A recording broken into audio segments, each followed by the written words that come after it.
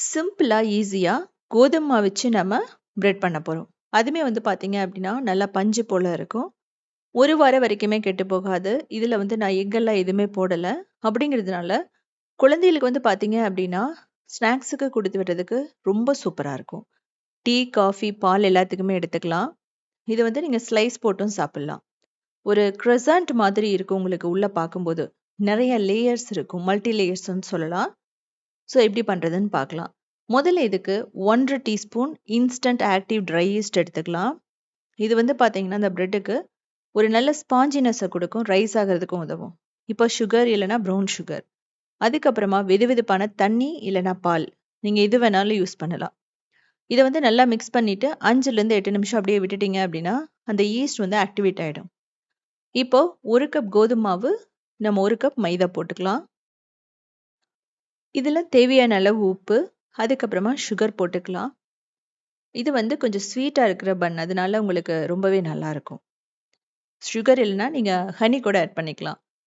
இப்போ இத முதல்ல நல்லா பெசஞ்சுட்டு, வெதுவெதுப்பான பாலோ, இல்ல அப்டின்னா தண்ணியோ ஊத்திட்டு 5 நிமிஷம் நல்லா வந்து பெசையணும். உங்களுக்கு பெரிய டேபிள் இருந்துச்சு அப்டின்னா, அதுல மாவு தூவிட்டு கூட நீங்க பெசஞ்சு எடுத்துக்கலாம். ஃபர்ஸ்ட்டு ஒட்டுற மாதிரி இருக்கும். அதுக்கப்புறமா ஒரு 60 ml ஆயில் ஊத்துவோம். அதுமே வந்து பார்த்தீங்கன்னா, ஃபுல்லா ஊத்திட மாட்டோம். கொஞ்சம் கொஞ்சமா ஊத்தி தான் பெசஞ்சு எடுப்போம். ஸோ இப்படி பெசையறதுனால உங்களுக்கு கையில ஒட்டாம அப்படியே நல்ல பஞ்சு போல வரும். இந்த மாவு பெசையறதுக்கு கிட்டத்தட்ட ஒரு 8 நிமிஷம் ஆகும். மேல கொஞ்சம் ஆயில் ஊத்திட்டு, மூடி 2 மணி நேரம் நல்லா வெதுவெதுப்பான இடத்துல வச்சிடலாம். அதாவது வார்ம் பிளேஸ்ல. 2 மணி நேரத்துக்கு அப்புறம் வந்து பார்த்தீங்க அப்படின்னா, அந்த மாவு நல்லா பெருசா உப்பி வந்திருக்கும். இப்படி உப்பி வந்தாவே அந்த பிரெட் வந்து சாஃப்ட்டா வந்துரும்னு அர்த்தம். இப்படி உப்பல அப்படின்னா, இன்னும் எக்ஸ்ட்ரா ஒரு 1 மணி நேரம் விட்டுருங்க. குளிர்காலத்துல தான் கொஞ்சம் லேட் ஆகும். ஸோ இதுக்கப்புறமா எடுத்து நம்ம ஷேப் பண்ண போறோம். ஸோ நீங்க மாவு போட்டுட்டே ஷேப் பண்ணிக்கலாம். உங்களுக்கு வந்து இந்த ஷேப்ல தான் பண்ணணும்னு அவசியமே இல்ல. நீங்க வந்து நார்மல் பிரெட் மாதிரியும் பண்ணி அந்த டின்ல வச்சுக்கலாம்.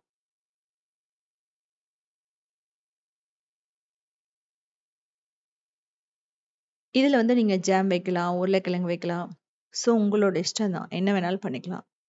இப்போ இந்த ஷேப் வந்து பார்த்தீங்க அப்படின்னா, ரொம்ப ரொம்ப சூப்பரா இருக்கும். குழந்தைகளுக்கு சாப்பிடும்போதே பார்க்கும்போதே சாப்பிடணும்னு தோணும். ஸோ இத கட் பண்ணிட்டு, இந்த மிடில் பார்ட்ல வந்து பார்த்தீங்க அப்படின்னா, நீங்க டார்க் சாக்லேட் வைக்கலாம். இல்ல அப்படின்னா, நல்ல திக்கான சாக்லேட்டோட அந்த பேஸ்ட் வைக்கலாம். ரெட் பீன் பேஸ்ட் வைக்கலாம். அதுவுமே நல்லாருக்கும்.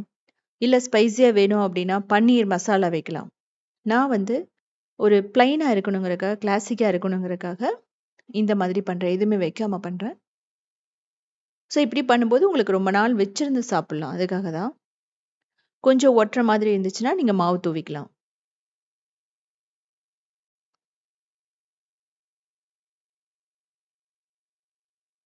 உங்களுக்கு பார்த்தா தெரியும். அந்த லேயர்ஸ் எல்லாம் ரொம்ப அழகா வந்துருச்சு. இத வந்து க்ளோஸ் பண்ணிட்டு எட்ஜஸ வந்து சீல் பண்ணணும். ஸோ பாருங்க, இந்த மாதிரி ஒரு டின் எடுத்துக்கலாம்.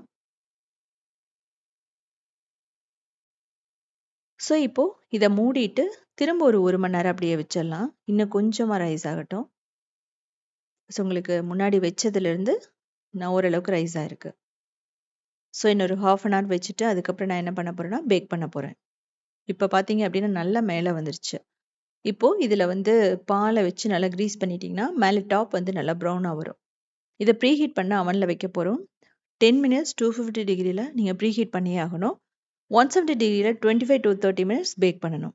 பிரஷர் குக்கர் கடாயினா, முதல்ல ஒரு 5 மினிட்ஸ் மீடியம் ஃப்ளேம்ல ப்ரீஹீட் பண்ணிட்டு, 30 to 40 மினிட்ஸ் மீடியம் ஃப்ளேம்ல பேக் பண்ணீங்கன்னா, பெர்ஃபெக்ட்டா ரெடி ஆயிடும். பிரஷர் குக்கர் அப்படிங்கிற பட்சத்துல, நீங்க கேஸ் கட்டையும், விசிலையும் ரிமூவ் பண்ணி ஆகணும்.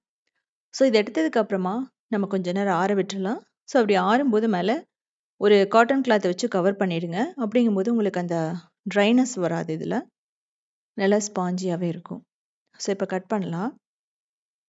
ஸோ இப்ப வந்து நான் ஓப்பன் பண்ணி காட்டுறேன். அந்த லேயர்ஸ் எல்லாம் எப்படி இருக்குன்னு சொல்லிட்டு. ஸோ உங்களுக்கு பார்த்தா தெரியும்.